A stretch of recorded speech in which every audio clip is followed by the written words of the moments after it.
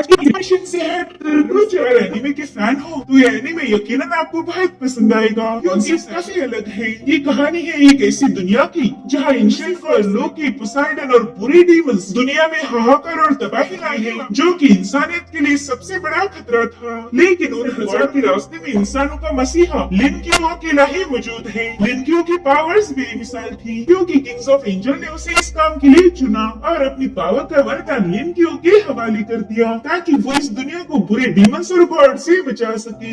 कहानी की शुरुआत में हम एक छोटे बच्चे को देखते हैं जो कि अपने घर की छत पर आ चुका था। वेल उसने न्यूज में देखा था कि आज का मौसम काफी सुहाना है और आसमान भी साफ है। जो भी लोग चांद को देखना चाहते हैं वो टेलीस्कोप का यूज करके लूनार सरफेस को देख सकते हैं। तो वो छोटा बच्चा अपने टेलीस्कोप ऑब्जर्व करना शुरू कर देता है और तभी उसे एक एंजल दिख जाता है जिसके 6 विंग्स थे। साथ ही उस एंजल की आंखें ग्लो कर रही थी और उसे देखकर उस बच्चे की आंखों में पेन होने लगती है और फिर अचानक से इस बच्चे की आंखें भी ग्लो करने लगी जिससे वो दर्द के मारे चीखने लगता है। और अब हमें कुछ सालों बाद का सीन दिखाया जाता है जहाँ पर वही बच्चा बड़ा हो चुका है और इसका नाम है लिनक्यू। उस एंजल वाले हादसे के बाद इस बच्चे ने कभी अपनी आंखें नहीं खोली थी। वो अब शॉपिंग करके सिग्नल छूटने का वेट करता है। सभी लोग उसे एक हो रहे थे मानो उन्होंने कोई भूत देख लिया हो। वो कह रहे थे कि ये बंदा अपनी आंखों पर पट्टी बांध के ऐसे रोड क्रॉस कैसे कर सकता है। वहाँ पर एक छोटी बच्ची भी थी। वो कहती भाई क्या मैं आपकी रोड क्रॉस करने में मदद कर सकती हूँ, मगर लिनक्यू को किसी सहारे की जरूरत नहीं। उस बच्ची को प्यार दिखाते हुए खुद ही उसे रोड क्रॉस करने में हेल्प करता है और वही सबसे आगे भी था।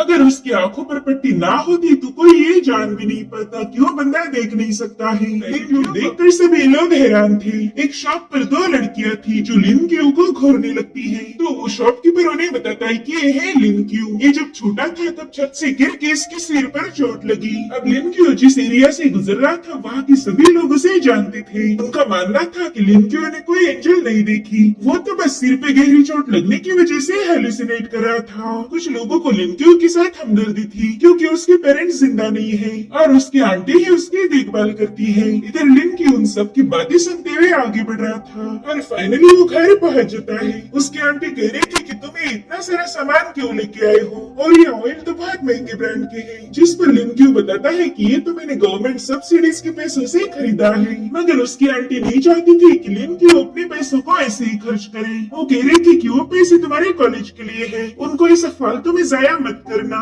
और इससे हमें पता चलता है कि उसकी आंटी उससे कितना ज्यादा प्यार करती है। साथ ही ये भाई को देखते हैं और ये भी लिनक्यू को बहुत ख्याल रखता है। अब लिनक्यू की आंटी उसे बता रही थी कि डॉक्टर तुम्हारा वेट कर रहे हैं, आज तुम्हारे उनके साथ अपॉइंटमेंट है तो उनके सामने अच्छे से जवाब देना। जिसके बाद हमें लिनक्यू का डॉक्टर के साथ तो विजिट दिखाया जाता है। वो बंदा कह रहा था कि तुम्हारे पहले वाले डॉक्टर का ट्रांसफर हो चुका है, इसलिए आज के बाद तुम्हारी केस को मैं हैंडल करूंगा। तो बताओ क्या तुम अपनी आंखों से देख सकते हो? जिस पर लिनक्यू कहते हैं हाँ मैं थोड़ा बहुत देख लेता हूँ। अब डॉक्टर कह रहा था कि मैं तुमसे कुछ सवाल पूछूंगा, अगर तुम उनके जवाब ठीक से दे पाए तो तुम स्कूल जा पाओगे। क्या तुम्हें अभी भी हेलुसिनेशन होते हैं, ऐसी चीजें जो रियल ना हो, क्या तुम वो देखते हो? जिस पर लिनक्यू कहते हैं कि ना अब तो ऐसा नहीं होता। अगला सवाल था कि क्या तुम्हें सपने आते हैं और सिर दर्द होता है? तो अब इस सवाल का जवाब देने से पहले लिनक्यू हमें इस दुनिया में क्या हुआ था इसका बैकग्राउंड बताने लगता है। वो कह रहा था कि लगभग 100 साल पहले हमारी दुनिया पर अचानक से कोहरा छा गया और वो कोहरा एक महामारी जैसा पूरी दुनिया में कई सारी बड़ी कंट्रीज तबाह हो गई। लेकिन इस हादसे की कोई भी न्यूज पब्लिक नहीं की गई। वो कोहरा डाशिया बॉर्डर के पास आके रुक गया था। सिर्फ हम डाशिया बॉर्डर के लोग ही इस कोहरे में सरवाइव कर पाए। इतनी बड़ी तबाही होने के बावजूद भी लोगों ने इस पर ध्यान नहीं दिया। जो लोग कोहरे में गायब हुए उस पर भी कोई सवाल नहीं उठाए गए और इस कैटेस्ट्रॉफी में सिर्फ हमारा डोशिया ही क्यों बचा इस पर भी किसी ने सवाल नहीं किया। अब अगर इन लोगों को ही कोई लेना देना नहीं तो फिर मैं अकेले सवाल क्यों उठाऊंगा, इसलिए मैं भी चुप हो गया। जब मैं 10 साल का था तब चांद को देखते हुए मैं छत से गिर गया। उस दिन मैंने जो भी देखा था उसे मैंने डॉक्टर को बताने की कोशिश की, लेकिन उनका मानना था कि मैं सिर पे चोट लगने की वजह से ये सब बकवास कर रहा हूँ। उन्होंने मेरे इल्यूजन खत्म करने के लिए मेरे मेडिसिन डोज बढ़ा दी और मुझे एक पागल करार दे के असाइलम में डाल दिया गया। इन 5 सालों में मैं एक बात तो जान चुका हूँ कि अगर इस दुनिया में तुम्हें सर्वाइव करना है तो झूठ बोलना लाजमी है। और अब वो डॉक्टर को बताता है कि नाम नहीं जीतती। तब मेरे सिर पे चोट लगी थी इसलिए मुझे 6 विंग्स वाला एंजल दिख गया। तो डॉक्टर पूछता है कि लिनक्यू क्या तुम्हें अभी भी लगता है कि इस दुनिया में गॉड्स मौजूद है? तो कहते नहीं, यहाँ कोई गॉड नहीं, वो तो बस मेरे दिमाग दिमाग की फैंटेसी थी। उसके जवाब से डॉक्टर भी थोड़ा सा खुश हो गया, जिसके बाद डॉक्टर अगले सवाल पर मूव होता है। वो पूछता है कि लिंक्यू, क्या तुम्हें अभी भी लगता है कि हमारी दुनिया में मिथिकल मॉन्स्टर्स है? अब लिंक्यू को तो सच्चाई पता थी, लेकिन वो कह रहा था कि ना, यहाँ कोई मॉन्स्टर नहीं है, वो तो बस अफवाह थी। आज तक कोई भी मॉन्स्टर होने का सबूत पेश नहीं कर पाया। और अब हमें एक टनल का सीन दिखाया जाता है, जहाँ पर एक भयानक मॉन्स्टर ने एक वर्कर पर अटैक कर दिया। वो मॉन्स्टर अब उस बंदे को खाने ही वाला था कि तभी एक शॉट सीधे उसके मुंह को चीरते हुए बाहर निकलती है। दरअसल ये अटैक एक लड़की ने किया था। अब वो अपने पावरफुल स्पेयर को निकाल कर मॉन्स्टर्स को खत्म करना शुरू कर देती है। उसके स्पेयर में एक अजीब सी पावर थी, जिसकी मदद से वो बड़ी ही तेजी से 4-5 मॉन्स्टर को आराम से निपटा देती है। जिसके बाद वो अपनी करती है कि मैंने इस टनल को क्लियर कर दिया है, जिस पर उसके दो साथी कह रहे थे कि हम टनल के वेस्ट में हैं, यहाँ का सब कुछ हम संभाल लेंगे। जिसके बाद उनमें से एक बंदा अपनी सिगरेट को लिट कर देता है, वही दूसरा अपनी पावर को एक्टिवेट कर रहा था। और अब वो दोनों भी बड़े ही कूल अंदाज में मॉन्स्टर्स को काटना शुरू कर देते हैं। अब इनके और भी कुछ साथी थे, उसमें से एक बंदे के पास तो मिसाइल लॉन्चर था और वो उसी से मॉन्स्टर को भून डालता है। अब उनकी एक साथी अपनी कंट्रोल रूम में इन्फॉर्म करती है कि साउथ टनल की सिचुएशन बहुत खराब है, पता नहीं मेरा साथी लाओज़ेंग कहाँ पर है। और अब हमें लाओज़ेंग दिखाया जाता है, जो कि कुछ मॉन्स्टर्स का पीछा कर रहा था, मगर वो मॉन्स्टर जंप लगाते हुए खाली पड़े मॉल में घुस जाते हैं। और लाओज़ेंग के पास तो कोई सुपरनेचुरल पावर थी ही नहीं जो फ्लाई करते हुए उनके पास पहुंच जाए, इसीलिए वो बेचारा सीढ़ियां देख के रोने लगता है।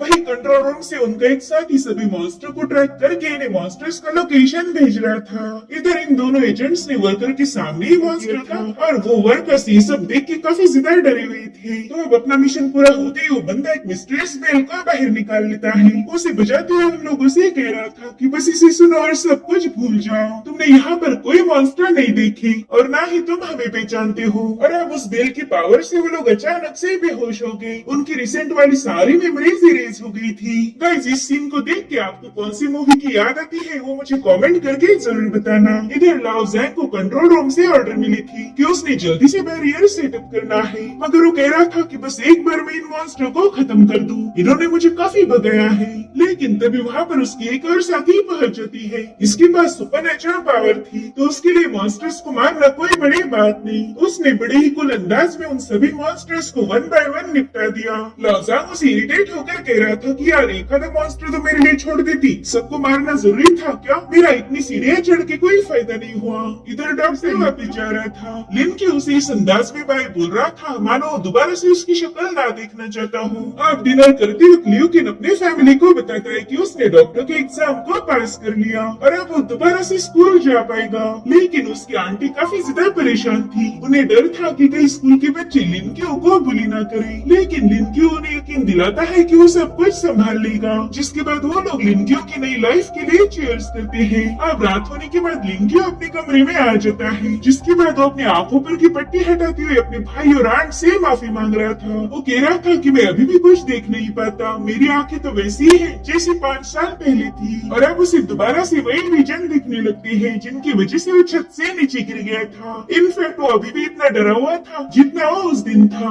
वो कहता है कि मेरे दिमाग में काफी सारे सवाल है, मैं जानना चाहता हूँ कि उस एंजल ने मेरी आंखों को क्यों जला दिया। साथ ही जब से मेरी आंखें बंद है तभी से मुझे एक अजीब सी फीलिंग मिल चुकी है। मैं अपनी आंखों पर पट्टी बांधने के बावजूद भी अपने आसपास का सब कुछ देख सकता हूँ और मेरे लिए ये एबिलिटी एक सुपरनेचुरल पावर से कम नहीं है। साथ ही मुझे उस डॉक्टर पर भी शक हो रहा, वो मुझे ऐसे सवाल पूछ रहा था जो कि मेडिकल रिपोर्ट में है ही नहीं। जिसके बाद लिंक्यू हमें उसके ड्रीम के बारे में बताने लगता है। वो कह रहा था कि मैं 5 सालों से बस एक ही सपना देखता आ रहा हूँ, जिसमें मैं एक मिस्टीरियस बिल्डिंग की तरफ आगे बढ़ता हूँ जहाँ पर कई सारे मॉन्स्टर्स हैं। उस बिल्डिंग पर गॉड्स असाइलम लिखा गया है। मैं हर बार जाके उस बिल्डिंग के मेन डोर पर नॉक करता हूँ, मगर आज तक वो डोर ओपन नहीं हुआ। मुझे शक है कि जो एंजल मैंने स्काई में देखा था वो इसी दरवाजे के पीछे है, लेकिन मेरी लाख कोशिशों के बावजूद भी मैं इस दरवाजे को ओपन नहीं कर पाया। और अब लिंक्यू इसी मिस्टीरियस बिल्डिंग के बारे में सोचते हुए सो जाता है। जिसके बाद हमें अगले दिन की कहानी दिखाई गई। लिंक्यू अपने स्कूल में 5 साल बाद रिटर्न आ गया था, लेकिन उसकी क्लासमेट्स उसे बुली ना करते हुए उसके साथ काफी अच्छे से बर्ताव करते। नए क्लासमेट को भी उसका नाम पता था। दरअसल लिंक्यू की आंटी ने इन बच्चों से पहले रिक्वेस्ट की थी कि वो लिंक्यू के साथ अच्छा बर्ताव करे और साथ ही स्कूल में उसका पूरा ख्याल रखे। जब लिंक्यू को ये सारी बातें पता चली तब वो अपनी आंटी को लेकर काफी ज्यादा इमोशनल हो गया। वो उनके एहसानों के लिए उनका शुक्रगुजार था। अब स्कूल में भी इसी फॉग के टॉपिक पर सिखाया जाता है, जिसे लिनक्यू काफी इंटरेस्ट से सुन रहा था। वो कहता है कि मैं जल्दी सच्चाई का पता लगाऊंगा। अब रात के समय लिनक्यू की स्कूल फ्रेंड उसे घर तक एस्कॉर्ट करने आई थी, क्योंकि उन्होंने उसके आंटी से वादा किया था कि वो लिनक्यू का पूरा ख्याल रखेंगे। साथ ही लिनक्यू का एक दोस्त उसे बताता है कि कॉलेज की दो लड़कियां आज लिनक्यू पर लाइन मार रही थी। हालांकि ये बिल्कुल भी सच नहीं था, वो तो बस लिनक्यू को थोड़ा सा चीरअप करने के लिए बकवास कर रहा था। अब ये लोग लिनक्यू के घर की तरफ जा ही रहे थे कि तभी उन्हें अचानक से बदबू आना शुरू हो गई। वो बदबू इतनी बेकार थी कि जिस वजह से इन लोगों को उल्टियां होना शुरू हो जाती है, और तभी उन्हें एक रोशनी के साथ एक बहुत ही खतरनाक लगता है, जिसे देखकर ये सभी लोग काफी ज्यादा पैनिक हो गए। वहीं दूसरी तरफ हम लाओजेंग को देखते हैं, जो गेम खेलने में बिजी था। तभी उसे कंट्रोल रूम से मैसेज मिला कि कई सारे मॉन्स्टर्स साउथ की ओल्ड सिटी में जमा हो गए हैं, तुम्हें जाके उन्हें खत्म करना होगा। इसलिए लाओजेंग तुरंत ही अपनी कार को भगाते हुए सीधा ओल्ड टाउन की तरफ निकल पड़ा। गाइस, लाओजेंग जिस टीम का हिस्सा था, उस टीम के बारे में हमें आगे चल के काफी सारी जानकारी मिलने वाली है। फिलहाल के लिए तो मैं आपको इतना बता सकती हूँ कि ये सिटी के प्रोटेक्टर है। इधर लिनक्यू के एक दोस्त ने उसे दूर पुश कर वहाँ से भागना शुरू कर दिया। जियांग नाम की लड़की तो मॉन्स्टर को देख के डर के मारे वहीं पर रुक गई, और अब वो मॉन्स्टर उस पर हमला करने आने ही वाला था। लेकिन तभी लिनक्यू उस मॉन्स्टर के सामने खड़ा हो गया। वो अपने स्टिक की मदद से उस भयानक मॉन्स्टर के साथ फाइट कर रहा था, जिसे देखकर वो लड़की वहाँ से भागना शुरू कर देती है। इधर लिनक्यू भी उस मॉन्स्टर की ताकत के आगे फीका पड़ गया, इसलिए वो वहाँ से भागना शुरू कर देता है। वो मॉन्स्टर भी बड़ी तेजी से उसका पीछा कर रहा था, इसी दरमियान था, और तभी वो देखता है कि दूसरी साइड से भी एक मॉन्स्टर आ चुका है। वो मॉन्स्टर बड़ी ही चाव से एक इंसान का हाथ खा रहा था। वो देखता है कि अब वो दूसरा मॉन्स्टर भी उसके पीछे आ चुका है, यानी कि अब वो दोनों मॉन्स्टर के बीच में फंसा हुआ था। वहीं दूसरी तरफ हम लाओ जैंग को देखते हैं, जिसने ओल्ड टाउन के पास एक ट्रायंगुलर शेप का मार्क लगा दिया। साथ ही वो उस पर अपना ब्लड सैक्रिफाइस कर देता है, जिस वजह से वहाँ पर एक एयर स्पेस ओपन हो गई। एक रेड रोशनी सीधा आसमान की तरफ जा रही थी, और अब उस रोशनी ने एक स्क्वायर बॉक्स बना दिया। ये बॉक्स उस पूरे एरिया को कवर कर रहा था जहाँ पर मॉन्स्टर्स ने अटैक किया है। इस बैरियर को बस इंसान ही क्रॉस कर सकते हैं, मॉन्स्टर इससे बाहर नहीं जा सकते। अब उस लोकेशन पर लाओजेंग के बाकी के साथी भी पहुंच जाते हैं। वो मॉन्स्टर्स का शिकार करने के लिए तैयार थे। इधर लिनक्यू उस मॉन्स्टर को चैलेंज करता है, या और मेरा मुकाबला करो। हालांकि उसकी पूरी तरह से फट चुकी थी, और तभी वो लंबी जबान वाला मॉन्स्टर लिनक्यू ऊपर उछल जाता है। लिनक्यू ने उसके मुंह में अपनी स्टिक फंसा दी थी। अब नजारा कुछ ऐसा था कि लिनक्यू नीचे और मॉन्स्टर उसके ऊपर। वो मॉन्स्टर लिनक्यू को अपनी लंबी जबान से चाट रहा था, जो कि दिखने में वाकई बहुत ही घिनौना लगता है। उसी वक्त लिनक्यू सोच रहा था कि बचपन से लोगों ने मुझे पागल करार दिया। मैंने 5 साल लोगों के ताने सुन के गुजारे हैं, और आज पहली बार मैंने अपनी लाइफ की नई शुरुआत की। लेकिन उसी दिन तो मॉन्स्टर्स ने मुझ पर हमला कर दिया, मगर इस बार मैं हार नहीं मानूंगा। मैं तुम जैसे गंदे मॉन्स्टर करने वाला नहीं बन सकता। जिसके बाद उस मॉन्स्टर से दूर जंप लगा देता है, और फिर उसने अपनी स्टिक की मदद से उस मॉन्स्टर के साथ फाइट करना शुरू कर दी। और तभी उस मॉन्स्टर के नाखून की वजह से उसके आंखों पर लगी हुई पट्टी फट जाती है। इसी वक्त लिनक्यू अपनी स्टिक उस मॉन्स्टर के आर पार कर चुका था, और तभी लिनक्यू को उसी बिल्डिंग का विजन दिखने लगा, जो हर रात सपने में देखता है। अब लिनक्यू को डिस्ट्रैक्ट होता हुआ देखकर वो मॉन्स्टर सीधा उसे काटना शुरू कर देता है, मगर लिनक्यू अपनी स्टिक उसके आर पार घुसा रहा था। वहाँ पर दूसरा एक और मॉन्स्टर मौजूद था। वो देखता है कि एक ह्यूमन उसके साथी को मार रहा है, इसलिए वो भी लिनक्यू पर हमला करने के लिए आगे बढ़ता है। वो मॉन्स्टर लिनक्यू पर छलांग लगाते हुए उसे नीचे गिरा देता है, इसलिए लिनक्यू उससे बचने के लिए उसके मुंह पर पंच मारा था। साथ ही वो अभी भी उस ड्रीम को महसूस करता है, जहाँ पर वो उस बिल्डिंग के डोर पर लगी हुई कड़ी को जोर जोर से पीट रहा था। जितने जोर से वो डोर पीटता है, उतनी ही जोर से वो मॉन्स्टर को भी हिट कर रहा था। मगर तब तक वहाँ पर और कुछ मॉन्स्टर पहुँच गए। वो लिनक्यू को बुरी तरह से काटना शुरू कर देते हैं। अब उन सभी ने उसका मुंह दबोच लिया था। अब लिनक्यू उन पर काउंटर अटैक भी नहीं कर सकता था, क्योंकि वो अभी भी उसी विजन में स्ट्रक है। इधर ये मॉन्स्टर उसे जान से मारने ही वाले थे कि तभी उस बिल्डिंग का डोर ओपन हो गया, और इसी वक्त हम आसमान में एक एंजल को देख पाते हैं, जो कि लिनक्यू की फाइट को काफी अच्छे से ऑब्जर्व कर रहा था। अब ये कौन है ये हमें आगे पता चलेगा। इधर उस डोर के ओपन होने से लिनक्यू में बहुत ही खतरनाक पावर्स आ गई थी।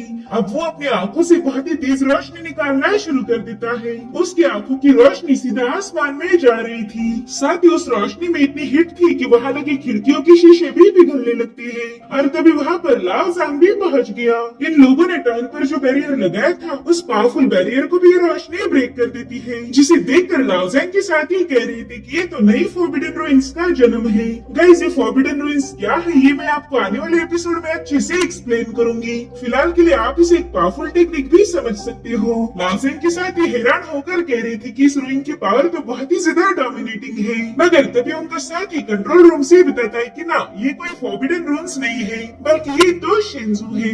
अब शिंजू ये वर्ड सुनते ही वो सभी लोग शॉक हो गए। इधर लिनक्यू हवा में फ्लोट करते हुए अपनी जबरदस्त ऑरा से इन मॉन्स्टर्स को बंद कर रहा था। साथ ही उसकी पावर को केयरफुली ऑब्जर्व किया जा रहा था। वो डिवाइन थी, डोमिनेटिंग थी और साथ ही लिनक्यू की बॉडी से क्रिएशन की ब्रीदिंग भी फील हो रही थी। अब इन सारे साइन से वो एजेंट समझ जाते कि ये तो गॉड कोड 003 है और इस नंबर से वो लोग समझ जाते कि इस बंदे में किंग ऑफ एंजल्स, जिसे माइकल भी कहा जाता है, उसकी पावर्स आ चुकी है। और अब हम लिनक्यू के पीछे माइकल के रुद्र अवतार को भी देख पाते हैं। ये वही एंजल है जो लिनक्यू को 5 साल पहले आसमान में नजर आई थी। दरअसल लिनक्यू को किंग ऑफ एंजल्स माइकल ने अपना सक्सेसर चुन लिया था, यानी कि अब माइकल अपनी सारी पावर को लिनक्यू के साथ शेयर करेगा। इधर लिनक्यू देखता है कि उसने वो पूरी जगह अपनी एनर्जी से जला दी है। साथ ही उसकी बॉडी और आंखें भी ग्लो करने लगती है। उसे अब दोबारा से वही बिल्डिंग नजर आ रही थी और इस बार वो पूरी तरीके से ओपन है। वहाँ हमें 6 दरवाजे दिखाए गए जिन पर अलग अलग साइन बने हुए थे। दरअसल ये दरवाजे 6 अलग अलग गॉड को रिप्रेजेंट करते हैं। इधर 2 मॉन्स्टर्स अभी भी बचे हुए थे, जिसमें से एक लिन के ऊपर जंप लगा देता है। लिनक्यू तो उसे बड़े ही खतरनाक अंदाज में घूर रहा था, जिसके बाद वो अपनी स्टिक से उस मॉन्स्टर के सिर पर अटैक कर देता है और इस हल्के से अटैक में वो मॉन्स्टर मारा गया। और तभी एक दूसरा मॉन्स्टर लिन के ऊपर जंप लगा देता है, लेकिन लिनक्यू नीचे झुकते हुए उसके अटैक से बच गया, जिसके बाद वो हवा में जंप लगा देता है। वो मॉन्स्टर उसे डर के मारे घूर रहा था, क्योंकि इस पर लिनक्यू को माइकल जैसे 6 विंग्स भी आ गए थे। और फिर लिनक्यू ने एक जबरदस्त अटैक के साथ उसका गेम ओवर कर दिया। उसने अपनी छड़ी से उस मॉन्स्टर की आंख निकाल दी थी। तब तक और मॉन्स्टर उसकी तरफ आगे बढ़ रहे थे, जिन्हें वो बड़ी ही खतरनाक अंदाज में मारता जा रहा था। माइकल की पावर मिलने से लिनक्यू अचानक से पावरफुल बन गया। अब बचे हुए मॉन्स्टर को लाओ ज़ांग स्मोक करते हुए काटना शुरू कर देता है। उसके पास कोई सुपरनेचुरल पावर नहीं थी, मगर अपनी तलवारबाजी के दम पर वो उन सभी से निपटते हुए फाइनली बड़े ही कुल अंदाज में एक आखिरी मॉन्स्टर की गर्दन काट कर लिनक्यू के आगे फेंक देता है। वो लिनक्यू से पूछ रहा था कि बच्चे बताओ कैसी लगी मेरी मूव्स, मैं हैंडसम लग रहा था ना? तो लिनक्यू कहते हैं हाँ एकदम झकास लग रहे थे। अब लाओ ज़ांग कुल अंदाज में अपने सिगरेट की ऐश को झटका कर पूछता है कि बताओ क्या तुम भी मेरी जैसे हैंडसम बनना चाहोगे? जिस पर लिनक्यू बिल्कुल ही जीरो इंटरेस्ट दिखाते हुए कह रहा था कि ना मेरे को नहीं बनना है हैंडसम। और अब वो लाओ ज़ांग से भी दुगना एटीट्यूड दिखाते हुए वहाँ से चला जाता है। जिसके बाद अगली सीन में हमें गॉड्स के स्टैचूज दिखाए गए। उनके सामने ढेर सारी कैंडल जलाई हुई थी और कुछ हुडी वाले लोग उनकी इबादत कर रहे थे। तभी उनमें से एक शख्स कहता है कि अभी भी गॉड का एक नया एजेंट अपीयर हुआ है। ये सुनकर वो सभी लोग खुश हो गए। वो बंदा कह रहा था कि शायद वो बच्चा किंग्स ऑफ एंजल माइकल का सक्सेसर है। तभी उनका लीडर कहता है कि जाकर उसे ढूंढ के यहाँ लेके आओ। अब ये लोग कौन थे और लिनक्यू को क्यों ढूंढना चाहते हैं, फिलहाल के लिए एक मिस्ट्री है। वही दूसरी तरफ हम एक बंदे को देखते हैं जो बड़ा सा कंटेनर लेके कहीं पर ड्राइव कर रहा था और तभी उसे एक कॉल आ गई। वो कहते हैं हाँ बड़े भाई थोड़ी देर में शिपमेंट पहुंच जाएगा। दरअसल उस ट्रक में ढेर सारे मॉन्स्टर्स थे और ये बंदा उन्हीं किसी लैब की तरफ ले जा रहा है। इधर लिनक्यू घर पहुंच गया था। उसका भाई उसके लिए काफी ज्यादा परेशान हो गया। वो कहता है भाई तुम इतनी लेट कैसे आ गए और तुम्हारी स्टिक कहाँ पर है? जिस पर लिनक्यू कहता है कि आज के बाद मैं एक नया एक्सपीरियंस करने वाला हूँ, इसलिए मैंने मेरी स्टिक फेंक दी। और अब वो जल्दी से अपने कमरे में जाकर दरवाजा बंद कर लेता है ताकि उसका भाई उसके फटे हुए कपड़े ना देखे। मगर जाओ चिंग को फील हो रहा था कि लिनक्यू के साथ कुछ तो अजीब हुआ है। इधर लिनक्यू उसी असाइलम के बाहर पहुंच गया। अब वो दरवाजा उसके सामने धीरे धीरे ओपन हो रहा था। लिनक्यू ने वहाँ पर एंटर करते ही उस जगह का मैकेनिज्म एक्टिवेट हो गया, जिससे वो पूरा फ्लोर शेक हो रहा था। और अब लिनक्यू फाइनली उस जगह पर एंटर कर देता है। उसे वो जगह जानी पहचानी लग रही थी। वो खुद से ही पूछता है कि आखिर ये जगह मेरे मेंटल हॉस्पिटल जैसी क्यों नजर आ रही है? यहीं पर तो मैंने 5 साल गुजार दिए। वहाँ का सारा स्ट्रक्चर बिल्कुल सेम था और इसी वजह से लिनक्यू को भी ये जगह काफी इंटरेस्टिंग मालूम हो रही थी। जिसके बाद वो पेशेंट के कॉरिडोर में पहुंच गया। वहाँ पर कई सारे कमरे थे, तो लिन क्यू उन्हें 1 बाय 1 ओपन करने की कोशिश कर रहा था, मगर सभी नहीं खुला। वो सभी के सभी लॉक थे। लिन क्यू परेशान होकर कह रहा था कि शायद ये सभी दरवाजे किसी गॉड से बिलोंग करते हैं। जिसके बाद वो एक आखिरी दरवाजे के पास पहुंच गया। उस पर मून का साइन बना हुआ था। अब जैसे लिन क्यू ने उसके हैंडल पर हाथ लगाया, उसमें से गोल्डन एनर्जी रिलीज होने लगती है, जो देखकर वो बहुत ज्यादा शॉक हो गया था। और ताज्जुब की बात ये थी कि लिन क्यू आराम से उस डोर को ओपन कर पाता है। वो देख पाता है कि उस रूम में एक समंदर है और उसी समंदर के बीच में एक औरत बैठी हुई थी। लिन क्यू उन समंदर की लहरों से थोड़ा सा डर गया था। जिसके बाद उस औरत को केयरफुली ऑब्जर्व करता है और इसी वक्त वो लेडी भी उसे देख लेती है। उसके देखते ही वो समंदर पूरा गायब हो गया। वो कमरा अभी पेशेंट रूम जैसा नजर आ रहा था। अब लिन क्यू उसे दरवाजे से हेलो बोल रहा था, मगर वो लेडी उस पर कोई तवज्जो नहीं देती। वो तो अपने ख्यालों में खोई हुई थी। इसलिए लिन क्यू कमरे में आगे बढ़ता है। आप उसका पाँव फ्लोर पर टच होते ही वो पूरा फ्लोर गोल्डन डिजाइन से भर गया था। साथ ही वहाँ पर कुछ इन्फॉर्मेशन लिखी गई, जिसमें मेंशन था कि इस पेशेंट का नाम निक्स है और इसकी दिमागी हालत बिल्कुल भी ठीक नहीं। अब वहाँ पर लिन क्यू के लिए एक मिशन भी दिया गया था कि अगर वो निक्स को 1%, 50% या फिर 100% ठीक कर पाया तो उसे निक्स की एबिलिटीज मिल जाएगी, यानी कि वो निक्स की पावर को भी यूज कर सकता था। दरअसल लिन क्यू ने इस गॉडेस के बारे में ग्रीक माइथोलॉजी में पढ़ा हुआ था। ये 5 क्रिएटर गॉड में से एक है और इसे गॉडेस ऑफ द नाइट भी कहा जाता है। साथ ही इसे मदर ऑफ द गॉड्स के नाम से भी जाना जाता है और इस गॉडेस के पास मून की पावर थी। अब लिन क्यू को ये समझ नहीं आ रहा था कि ये रियल है या फिर एक छलावा, तो वो उसके पास जाकर हाय हेलो कहने की कोशिश करता है, मगर वो तो एकदम शांत थी। इसलिए लिन क्यू उसके करीब जाकर उसके कान में कहता है कि क्या आप मुझे सुन सकती हो, और ये आवाज सुनकर निक्स तुरंत ही रिस्पॉन्स करती है। मगर उसका ऐसा बर्ताव देखकर लिन क्यू बहुत ज्यादा डर गया था। अब गॉडेस ऑफ नाइट रोते हुए कहने लगती कि फाइनली तुमने मुझे ढूंढ लिया, मुझे पता था कि मेरा बच्चा मुझे ढूंढ लेगा। ये सुनकर तो लिन क्यू और ज्यादा शॉक हो गया था। वो समझ जाता है कि ये गॉडेस अपने बच्चे के बारे में बात कर रही है। अब वो गॉडेस चेयर पर से उठ के सीधा उसे अपनी बाहों में लेने जाती है। इस मोमेंट पर तो लिन क्यू उससे और ज्यादा डर गया था और तभी वो देखते कि गॉडेस ने उसे नहीं बल्कि किसी चीज को पकड़ लिया है। अब उस चीज से रोते हुए कह रही थी कि तुमने मुझे ढूंढ लिया, मुझे पता था कि तुम मेरे पास जरूर से वापिस आओगी। अब उस चीज का अपने बच्चे जैसा लाड़ करने लगती है। जिसके बाद वो गॉडेस अपने इमेजिनरी बच्चे के साथ पूरे रूम में खेल रही थी। कभी वो हंसती थी तो कभी और रोती थी और उसकी हालत देखकर लिन क्यू समझ जाता है कि वो तो मेंटली बुरी तरह से बीमार है। अगर लिन क्यू इस गॉडेस का इलाज कर पाए तो उसे उसकी मैजिकल पावर मिलेगी। इधर लाउजेन के दोस्त उससे माइकल के सक्सेसर के बारे में पूछ रहे थे, क्योंकि इस अकेले बंदे ने ही लिन क्यू को करीब से देखा हुआ था। बाकी लोगों ने तो बस उसकी पावर को विटनेस किया।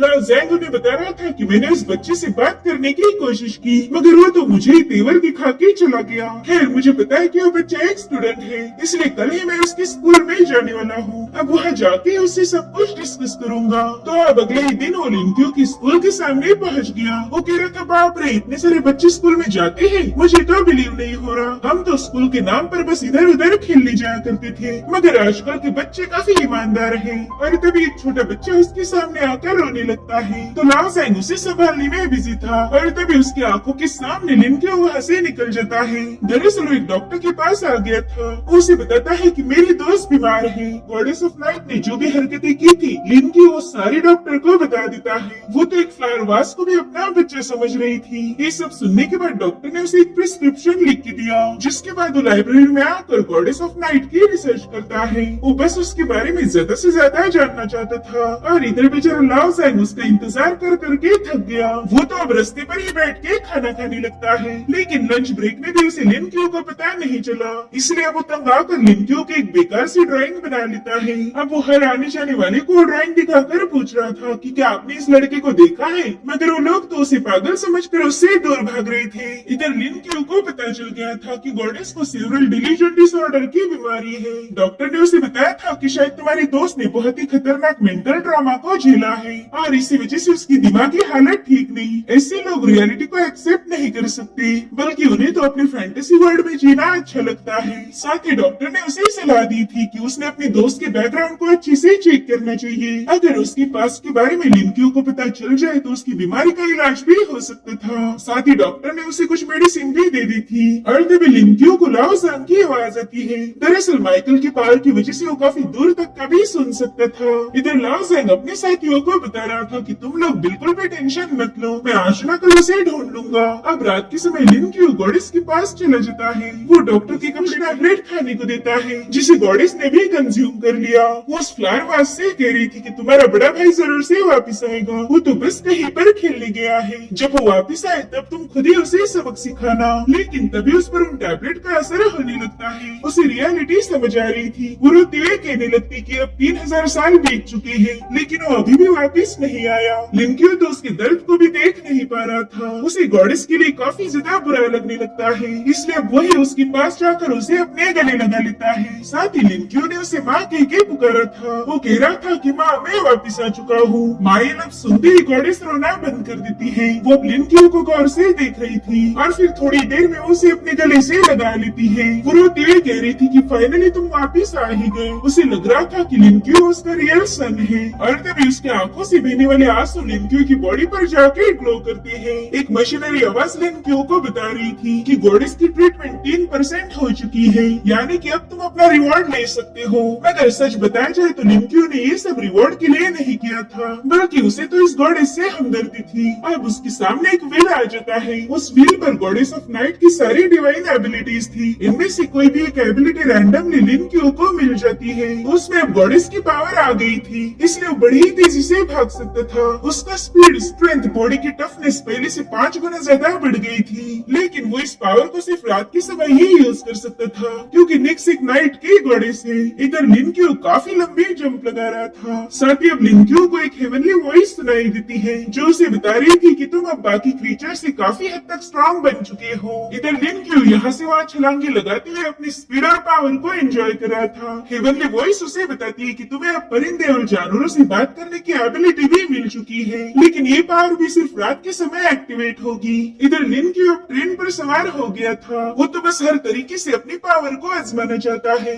साथ ही हेवनली वॉइस उसे बताती है कि तुम इन पावर के साथ एक यूनिक किंग बन चुके हो। और अब लिन क्यू बड़ी ही तेजी से जंप लगाते हुए अपनी ओल्ड सिटी में मौजूद सबसे बड़े टावर पर क्लाइंब करता है। वहाँ से सिटी का नजारा देखने लायक था और इसे देखकर लिन क्यू भी काफी ज्यादा खुश हो गया था। और अब अपना एंजॉय करने के बाद वो सोचता है कि इस मेंटल असाइलम में टोटल 5 गॉड्स हैं और मेरे ख्याल से वो सभी बीमार होंगे। अब मैं हर एक गॉड का इलाज करके उनके एबिलिटीज को हासिल कर सकता हूँ, मगर पता नहीं मैं इन दरवाजों को कब खोल पाऊंगा। खास कर ये वाला दरवाजा, ये मुझे बहुत ही खास लग रहा है। और तभी उसके पास एक बैट आ जाती है। वो लिन क्यू को कुछ बता रही थी तो लिन क्यू उस बैट को फॉलो करते हुए उस कंटेनर के पास पहुँच गया जिसके अंदर मॉन्स्टर भरे हुए थे। वेल इस वक्त वो ड्राइवर हल्का होने गया था तो लिन क्यू खुद ही उस ट्रक को चेक करने लगता है। उसे उस ट्रक में से अजीब सी आवाजें आ रही थी तो तुरंत ही अपनी पावर्स को एक्टिवेट करते हुए उस कंटेनर के अंदर झांकने लगता है। उसमें उसे खतरनाक मॉन्स्टर नजर आए जो कि उस ट्रक पर हमला करके उससे बाहर आने की कोशिश करने लगते हैं।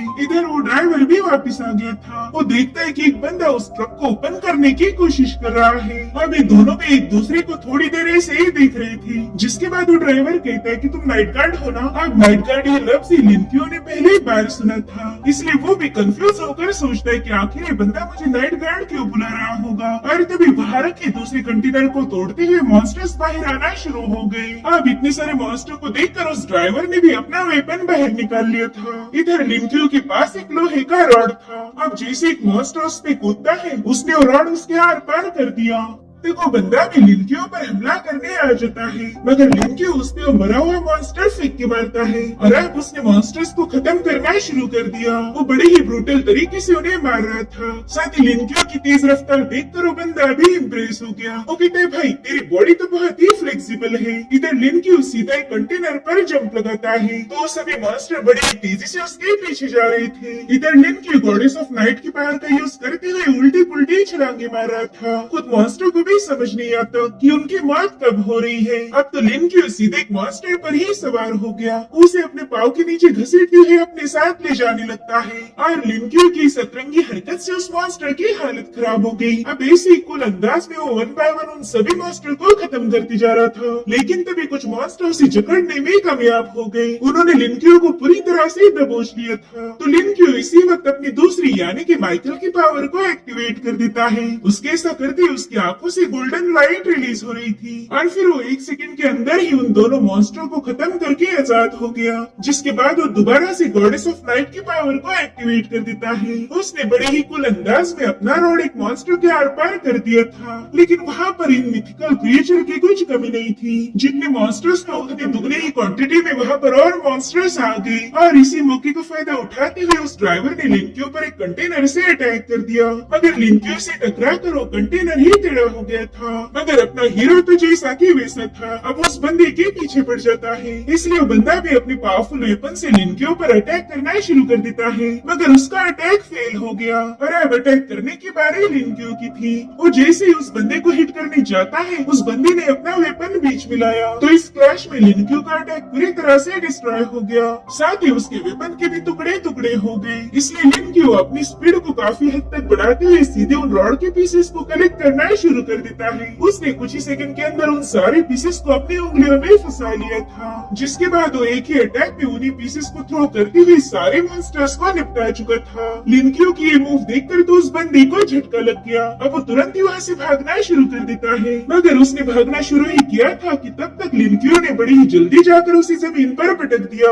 अब वो उसे 2-3 पावरफुल मुक्कों से ही नॉकआउट कर देता है। अब लिन क्यू अपने आसपास चेक कर रहा था कि वहाँ पर कोई मॉन्स्टर तो नहीं बचा, मगर अब वहाँ पर सब कुछ खामोश था। जिसके बाद लिन क्यू उस बंदे को होश में लाने की कोशिश करता है, क्योंकि उसे जानना था कि आखिर इस बंदे ने उसे नाइट गार्ड क्यों बोला, मगर वो बंदा तो होश में आने के लिए तैयार ही नहीं था। साथ ही लिन क्यू को पुलिस की गाड़ी की आवाज भी आने लगती है, इसलिए तुरंत ही वहाँ से घर की तरफ निकल पड़ा। वो नहीं चाहता था कि उसे कोई वहाँ पर देख ले। जिसके बाद वो अपने ओल्ड सिटी में आ जाता है। अब वो एक जंप लगाने ही वाला था कि तभी उसका पाँव फिसल के वो सीधा बिल्डिंग से नीचे गिरने लगता है। वहीं पर हम ढेर सारे सिगरेट के थुट्टे दिखते हैं, जो कि लाओ ज़ैंग ने एक ही रात में खत्म कर दिए थे, और अब वो अपना आखिरी सिगरेट जलाने ही वाला था कि तभी लिन क्यू सीधा उसके बाहों में आके गिर जाता है। लाओ ज़ैंग तो लिन क्यू को देखकर बहुत ज्यादा शॉक हुई, इधर उधर ढूंढ रहा था, वो बंदा खुद ही उसके बाहों में आके गिर गया। वो कहता है, बच्चे तुम एक नंबर के शैतान हो, तुम्हारे इंतजार में तो मेरी हालत खराब हो गई और अब मैं तुम्हें नहीं जाने दूंगा। जिसके बाद वो लिन क्यू को सीधा अपने कंधे पर टांग के अपने साथ ले जाने लगता है। वो कह रहा था कि तुम्हारे इंतजार में मैं इस गली के चक्कर लगा रहा था और यहाँ की लड़कियों को लग रहा था कि मैं उन पे लाइन मारने वाला थरकी इंसान हूँ। पता नहीं उन लड़कियों ने मुझे कितनी ही गालियाँ दी होंगी और इसके लिए बस तुम ही जिम्मेदार हो। जिसके बाद वो लिन क्यू को लेकर एक होटल के पास पहुँच जाता है। इस होटल को देख के लिन क्यू समझ गया कि ये जगह ठीक नहीं है। यूजुअली लोग यहाँ पर अपनी लवर के साथ आते हैं, मगर लाओ ज़ैंग एक बंदे को लेकर आ गया और ये देख के वहाँ के लोग भी शॉक हो गए। अब लाओ ज़ैंग वहाँ पर एक रूम लेके तुरंत ही उसके अंदर कुंडी लगा लेता है। जिसके बाद उसने अपनी स्मोक करना शुरू कर दी। वो पूछता है कि बताओ क्या तुमने कभी माइकल को आमने सामने देखा है? मगर लिन क्यू तो बस उस रूम को ऑब्जर्व कर रहा था और रूम किसी हनीमून स्वीट से कम नहीं थी। वहाँ पर रोज पेटल्स, हैंडकफ्स और का घोड़ा रखा था। ये सारी चीजें लिन क्यू ने पहली बार देखी थी। इधर लाओ ज़ैंग पूछता है कि बताओ माइकल तुम्हें क्यों ढूंढ रहा था? अगर तुम्हारी उसके साथ मुलाकात हुई है तो ये भी बताओ कि उसने तुम्हें क्या बातें बताई, और हाँ मैं ये भी जानना चाहता हूँ कि उसने तुम्हें कौन सी पावर दी है। जिस पर लिन क्यू कह रहा था कि तुम्हारे पास तो ढेर सारे सवाल हैं, और अब वो उसी घोड़े पर बैठ जाता है। वो लाओ ज़ैंग से कहता है कि इस दुनिया में गॉड से क्यों, सही कहा ना मैंने। और अब वो उसी घोड़े पर आगे पीछे मूव होते हुए लाओ ज़ैंग को देखने लगता है। लाओ ज़ैंग कह रहा था यहाँ पर गॉड से, मगर सबके सब नहीं।